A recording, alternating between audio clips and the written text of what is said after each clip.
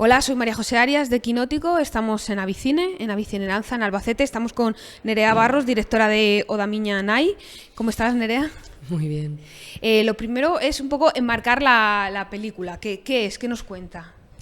Bueno, de Miña Nai, ya que dices Oda Miña Nai, ¿Lo he dicho bien? Lo has dicho muy bien. Un texto en gallego, no tiene una traducción literal en español. La literal sería lo de mi madre, pero no es así. La más acertada sería algo así como lo que pertenece a mi madre y me vuelve, o lo que mi madre me da. Y en inglés sería my mother's, por ejemplo, ¿no? Y parte de algo, de una situación personal muy íntima, que es que yo pierdo a mi padre hace 2 años, después de una larga enfermedad que nos destrozó a todos, que nos reventó, y al final, después del entierro, me despierto con una resaca tremenda. Mi madre, que llevaba desde los 13 años con esa persona, era su pareja, en una medida desesperada me pide que tire cosas de mi padre, y yo me voy con el coche en esa sensación de estar debajo del agua con un dolor que no se va a ir nunca, y con esa nebulosa me voy buscando un contenedor por Santiago de Compostela hasta que acabo en un barrio con gente que seguía su vida, y tú pensabas que no ibas a salir de esa burbuja donde todos los sonidos te venían desde fuera, tirando las cosas de mi padre, que olían a mi padre, que eran mi padre, a un contenedor. Y en ese sonido que caía dentro del contenedor me di cuenta de que estaba tirando a mi padre a un contenedor, y de que está haciendo algo mal. Empecé a pensar en su cara y en su voz y ya se me desdibujaban. Entonces, si se me desdibuja la cara y la voz en ese momento, ¿qué pasa con el legado familiar y personal que yo debo asumir como persona porque me conforma y me va a hacer evolucionar? Y me doy cuenta de que tenemos un problema grave, una cosa grave en nuestra sociedad, porque no existen los ritos de paso. Yo no estaba preparada para esa muerte, y creo que nadie estamos preparados para la muerte, porque vivimos de espaldas a ella, hablamos de ella de manera estéril, nunca nos va a tocar, es como si fuéramos eternos, y esa es la raíz, ¿no? Esa fue, o sea, en ese momento, cuando yo estaba tirando a mi padre a un contenedor, nació esta película. Y nació, pues eso, de esa necesidad de buscar el legado de mi padre a través del único que me queda, que es mi madre. Y eso ha sido el detonante que ha abierto una cosa mucho más grande. Pues de repente redescubrir una madre, que le quitas el constructo de madre y se convierte en un personaje súper especial, diferente a la que tú habías visto, y ese proceso es fantástico.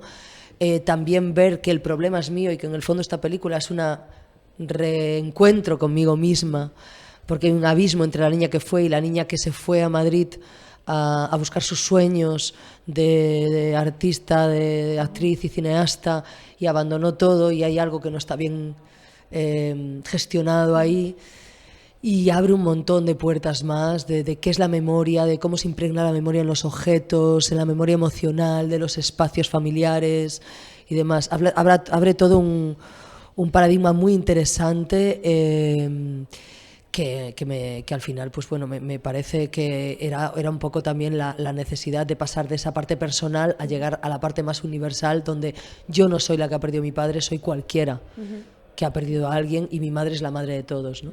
Cuando leía el dossier del proyecto, había unas palabras que se me quedaron marcadas como poema fílmico. Escuchándote hablar del proyecto, ahora entiendo a qué se refería con eso, pero también me surge esta sensación que tenemos con el cine de catarsis, ¿no? Como una película, una serie, con el arte en general, ¿no? Pero bueno, aquí estamos hablando de cine. Cómo ver una película puede ser catárquico para alguien que la está viendo, pero entiendo que también para ti como creadora, y por cómo lo cuentas, está siendo una catarsis.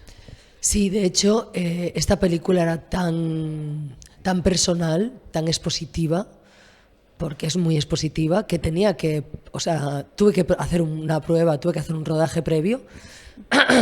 No me atrevía, estaba cagada por enfrentarme al dolor, por ver a mi madre de frente, por afrontar una serie de cosas que a lo mejor no podía hacer como cineasta. Entonces trabajé mucho con mi directora de foto, porque yo trabajo sobre todo con imágenes y el guión normalmente me viene después, y con conceptos y emociones.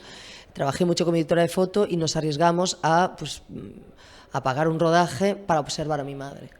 Y en ese rodaje fue muy interesante, porque así yo no tenía ni un guión al que agarrarme, ni una mirada externa, ni unas pretensiones. Podía estar libre, porque necesitaba estar libre delante de mis espacios familiares, de todo, y estar como una observadora, no como Nerea, la sufriente, ¿no?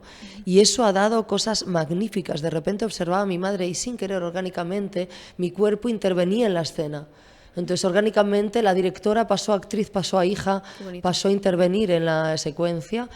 Por ejemplo, probamos las proyecciones, había un montón de cosas que queríamos probar, la danza, y de repente nos dimos cuenta de que se empezaran a conformar las bases de una película multidisciplinar con una narrativa que se enraiza en la narrativa literaria, pero que se descompone para poder llegar muchas veces a emociones o poder trasladar al espectador lugares que es muy difícil con la palabra, con una secuencia normal, pero que de repente, desde un elemento como la tierra y la danza, desde la rabia, por ejemplo, en la fase del duelo de la rabia, porque la peli la estructuran la fase del duelo, pues de repente podíamos llegar al espectador de otra forma mucho más interesante.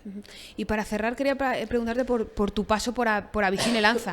¿Cómo está siendo, cómo estás viviendo la experiencia, cómo está siendo el feedback que recibes y qué necesitáis de Abisine Lanza? Pues la verdad ha sido muy bonito. Bueno, Lanza y puertas como Lanza te exponen. Es muy importante para los proyectos exponerse y empezar a ser visibles, tanto a nivel nacional como internacional. Nosotros aquí tenemos el 80% ya de la película producido, o sea, con... Dios mío, que me lío. Financiación. Eso.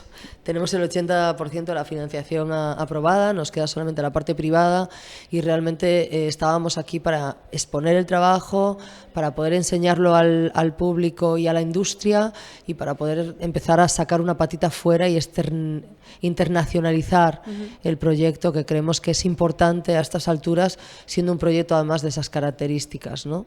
En el fondo va a ser una ficción, yo pongo poema fílmico porque trabajo mucho con imágenes y con la poesía y me gusta romper un poco los esquemas también que tenemos todos de la tradición del cine, de las estructuras, de cómo hay que llamarle, porque en el fondo es un arte y tiene que ser un poco más maleable o flexible.